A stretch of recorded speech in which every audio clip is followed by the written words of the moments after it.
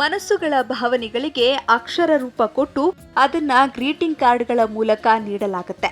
ಹುಟ್ಟುಹಬ್ಬಕ್ಕೆ, ಹಬ್ಬಗಳಂತಹ ವಿವಿಧ ಸಮಾರಂಭಗಳಿಗೆ ಶುಭಾಶಯ ಕೋರುವುದಕ್ಕಷ್ಟೇ ಅಲ್ಲದೆ ಪ್ರೇಮಿಗಳಿಗೂ ಸಹ ತಮ್ಮ ಹೃದಯದ ಭಾವನೆಗಳನ್ನ ಗ್ರೀಟಿಂಗ್ ಕಾರ್ಡ್ನ ಮೂಲಕ ವ್ಯಕ್ತಪಡಿಸಲಾಗುತ್ತೆ. ಈಗಂತೂ ವಿವಿಧ ವಿನ್ಯಾಸದ ಆಕರ್ಷಕ ಗ್ರೀಟಿಂಗ್ಗಳು ಮಾರುಕಟ್ಟೆಯಲ್ಲಿ ಲಭ್ಯವಿದೆ. ಆದ್ರೂ ನಾವೇ ಸ್ವತಃ ತಯಾರಿಸೋ ಗ್ರೀಟಿಂಗ್ ಕಾರ್ಡ್ಗಳು ಮನಸ್ಸಿನ ಭಾವನೆಗಳಿಗೆ ಮತ್ತಷ್ಟು ಬಣ್ಣ ತುಂಬುತ್ತವೆ. ಹಾಗಾದ್ರೆ ಸುಂದರವಾದಂತಹ ಗ್ರೀಟಿಂಗ್ ಕಾರ್ಡ್ ಅನ್ನ ಹೇಗೆ ಮಾಡಬಹುದು, ನೀವೇ ನೋಡಿ. ನಾನು ಇವತ್ತಿನ ಕಾರ್ಯಕ್ರಮದಲ್ಲಿ ಗ್ರೀಟಿಂಗ್ ಕಾರ್ಡ್ ಮಾಡೋದು ಹೇಗೆ ಅಂತ ತೋರಿಸ್ಕೊಡ್ತೀನಿ. ಗ್ರೀಟಿಂಗ್ ಕಾರ್ಡ್ ಮಾಡೋಕ್ಕೆ ಬೇಕಾಗಿರೋ materials: handmade sheet, craft papers, stickers, colour pencils, sketch pen, glitter tape, borders, kundans, white glue ಮತ್ತು ಸಿಸರ್. ಗ್ರೀಟಿಂಗ್ ಕಾರ್ಡ್ ಮಾಡೋಕ್ಕೆ ಫಸ್ಟ್ ಈ ರೀತಿ ನಾನು ಕ್ರಾಫ್ಟ್ ಪೇಪರ್ಸ್ನ ತಗೊಂಡಿದ್ದೀನಿ. ಸೊ ಈ ರೀತಿ ಕ್ರಾಫ್ಟ್ ಪೇಪರ್ಸ್ನ ಫಸ್ಟು ಈ ರೀತಿ ಫೋಲ್ಡ್ ಮಾಡ್ಕೊಬೇಕು. ಫೋಲ್ಡ್ ಮಾಡಾದ್ಮೇಲೆ ಮತ್ತೆ ಈ ಎಂಡಿಂದ ಸೆಕೆಂಡ್ ರೌಂಡ್ ಫೋಲ್ಡ್ ಮಾಡ್ಕೊಬೇಕು. ಮತ್ತೆ ಈ ಎಂಡ್ ಇರುತ್ತಲ್ಲ, ಸೊ ಇದನ್ನು ಇನ್ನೊಂದ್ಸತಿ ಫೋಲ್ಡ್ ಮಾಡ್ಕೊಬೇಕು. ಫೋಲ್ಡ್ ಮಾಡ್ಕೊಂಡಾದ್ಮೇಲೆ ಪೆನ್ಸಿಲ್ ಯೂಸ್ ಮಾಡಿಬಿಟ್ಟು ಇಲ್ಲೊಂದು ಈ ರೀತಿ ಹಾಫ್ ಸರ್ಕಲ್ ಥರ ಒಂದು ಶೇಪ್ನ ಮಾಡ್ಕೊಳ್ಳೋಣ. ಸಿಸರ್ ಯೂಸ್ ಮಾಡಿ ಕಟ್ ಮಾಡೋಣ.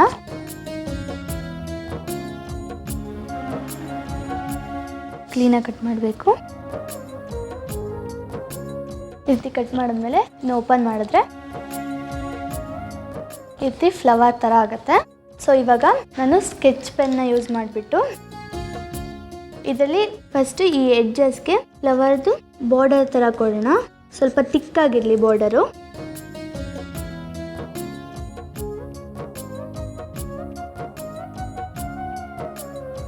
ಇದು ಮಿಡಲಲ್ಲಿ ಸ್ವಲ್ಪ ಜಾಸ್ತಿ ತಿಕ್ ಬರಲಿ, ಎಂಡ್ಸಲ್ಲಿ ಅಷ್ಟು ತಿಕ್ ಬೇಡ. ಸೊ ಈ ರೀತಿ ಮಿಡಲ್ ಇರುತ್ತಲ್ಲ, ಅಲ್ಲಿಂದ ಸ್ವಲ್ಪ ಜಾಸ್ತಿ ನಾವು ಶೇಡಿಂಗ್ ಕೊಡಬೇಕಾಗತ್ತೆ.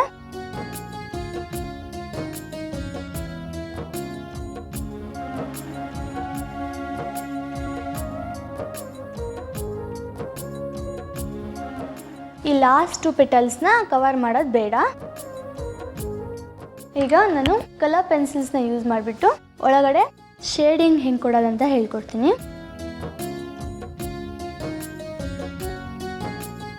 ಸೊ ಈ ರೀತಿ ನಾವು ಪೆಟಲ್ ಲುಕ್ ಬರೋ ಹಾಗೆ ಶೇಡ್ನ ಕೊಡ್ತಾ ಹೋಗಬೇಕು. ಈ 2 ಪೆಟಲ್ಸ್ಗೂ ಮಾಡೋದು ಬೇಡ. ಹಾಗೆ ನಾನು ಈ ಬ್ಲೂ ಕಲರ್ನ ಯೂಸ್ ಮಾಡಿ ಮತ್ತೆ ಒಂದು ಸ್ವಲ್ಪ ಶೇಡಿಂಗ್ ಲೈಟಾಗಿ ಕೊಡ್ತೀನಿ. ಹೀಗೆ ಮತ್ತೆ ಸ್ಕೆಚ್ ಪೆನ್ನ ಯೂಸ್ ಮಾಡಿಬಿಟ್ಟು ಸ್ವಲ್ಪ ಅದನ್ನ ಹೈಲೈಟ್ ಮಾಡ್ತೀನಿ.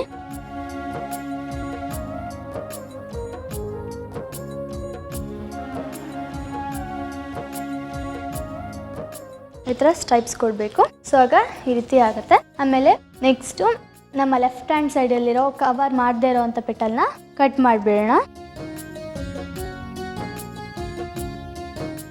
ಕಟ್ ಮಾಡೋದ್ಮೇಲೆ ಈ ರೀತಿ ಆಗುತ್ತೆ. ಇನ್ನೊಂದು ಕವರ್ ಮಾಡದೇ ಇರೋವಂಥ ಪೆಟಲ್ ಇರುತ್ತಲ್ಲ, ಸೊ ಅದಕ್ಕೆ ಗ್ಲೂ ಅಪ್ಲೈ ಮಾಡಬೇಕು. ವೈಟ್ ಗ್ಲೂ ಅಪ್ಲೈ ಮಾಡಾದ್ಮೇಲೆ ಈ ಎಡ್ಜಲ್ಲಿ ಇನ್ನೊಂದು ಪೆಟಲ್ ಇರುತ್ತಲ್ಲ, ಅದನ್ನು ನೀಟಾಗಿ ಈ ರೀತಿ ಪೇಸ್ಟ್ ಮಾಡ್ಕೊಬೇಕು. ಆಗ ನಮಗೆ ಫ್ಲವರ್ ಥರ ಕಾಣುತ್ತೆ. ಸೊ ಇದು ಆದಮೇಲೆ ಮತ್ತೆ ಈ ಥರ ಎಡ್ಜಸ್ನ ಕ್ಲೀನಾಗಿ ಫೋಲ್ಡ್ ಮಾಡಿ ಇಟ್ಕೊಬೇಕು. ಹೀಗೆ ಒಳಗಡೆ ಥರ ಫೋಲ್ಡ್ ಮಾಡ್ಕೊಬೇಕು. ಸೊ ಈ ರೀತಿ ಕಂಪ್ಲೀಟ್ ಫ್ಲವರ್ ಈ ಥರ ರೆಡಿಯಾಗಿದೆ. ಈ ಥರ ನಾನು 7 ಫ್ಲವರ್ಸ್ನ ರೆಡಿ ಮಾಡ್ಕೊತೀನಿ. ಈಗ 7 ಫ್ಲವರ್ಸು ರೆಡಿಯಾಗಿದೆ. Yellow colour 3 flowers, orange colour 3 flowers, ಹಾಗೆ ಒಂದು ಮಿಡಲ್ ಆಗಿ ಬ್ಲೂ ಕಲರ್ನ ಮಾಡಿ ಇಟ್ಕೊಂಡಿನಿ. ಈಗ ಹೇಗೆ ಅದನ್ನು ಪೇಸ್ಟ್ ಮಾಡೋದಂತ ಹೇಳ್ಕೊಡ್ತೀನಿ. ಸೊ ಫಸ್ಟ್ಗೆ ನಾನು ಒಂದು ಆರೆಂಜ್ ಫ್ಲವರ್ನ ಯೂಸ್ ಮಾಡ್ತೀನಿ. ಸೊ ಆರೆಂಜ್ ಫ್ಲೇವರ್ನ ಈ ರೀತಿ ಫೋಲ್ಡ್ ಮಾಡಿಕೊಂಡು, ಸೊ ಈಗ ವೈಟ್ ಗ್ಲೂ ಯೂಸ್ ಮಾಡಿಬಿಟ್ಟು ಫಸ್ಟು ನೀವು ಮಾರ್ಕ್ ಮಾಡ್ಕೊಬೇಕು. ಮಧ್ಯ ಒಂದು ಪೆಟಲ್ ಬಿಟ್ಬಿಟ್ಟು ಈ ಎಂಡ್ ಮತ್ತು ಈ ಎಂಡಿಗೆ 3 ಪೆಟಲ್ಸ್ ಥರ ಕಾಣುತ್ತೆ ನಿಮಗೆ. ಅದರಲ್ಲಿ ಫಸ್ಟ್ ಮಧ್ಯ ಪೆಟಲ್ ಬಿಟ್ಬಿಟ್ಟು ಇನ್ನೆರಡು ಪೆಟಲ್ಗೂ ಬರೀ ಎಡ್ಜಲ್ಲಿ ಸ್ವಲ್ಪ ಗ್ಲೂ ಹಾಕ್ಕೊಬೇಕು.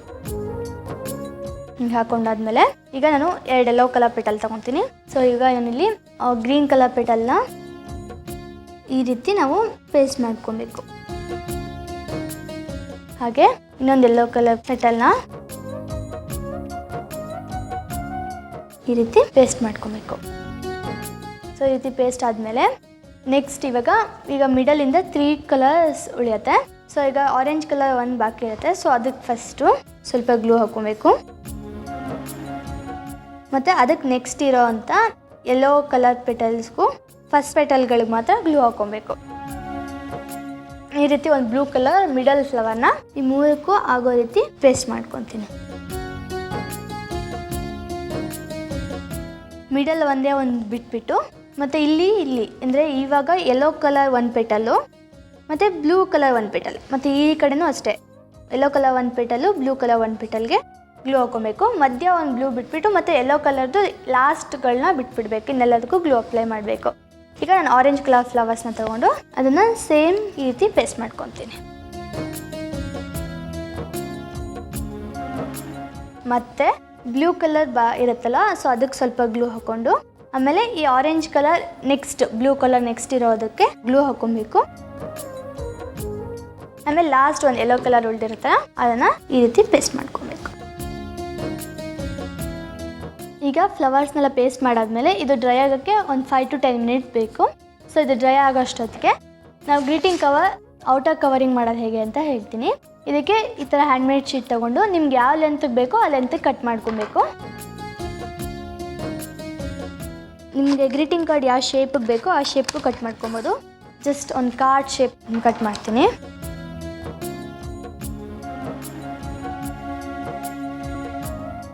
ಆಮೇಲೆ ಇಲ್ಲಿ ನಾನು ಎಡ್ಜಸಲ್ಲಿ ಈ ರೀತಿ ಕಟ್ ಮಾಡ್ಕೊತೀನಿ. ಗ್ರೀಟಿಂಗ್ ಕಾರ್ಡ್ ಮಾಡೋಕೆ ಫ್ಲವರ್ ಹಾಗೂ ಕಾರ್ಡನ್ನ ಯಾವ ರೀತಿ ಕಟ್ ಮಾಡಬೇಕು ಅನ್ನೋದನ್ನ ಅರ್ತಿದ್ರೆ ಸಾಕು. ಈ ಕಲೆ ನಿಮಗೆ ಗೊತ್ತಿದ್ರೆ ಸುಂದರವಾದಂತಹ ಚಂದವಾದಂತಹ ಗ್ರೀಟಿಂಗ್ ಕಾರ್ಡ್ ಅನ್ನ ಗ್ರ್ಯಾಂಡ್ ಲುಕ್ ಕೊಟ್ಟು ರೆಡಿ ಮಾಡಬಹುದು.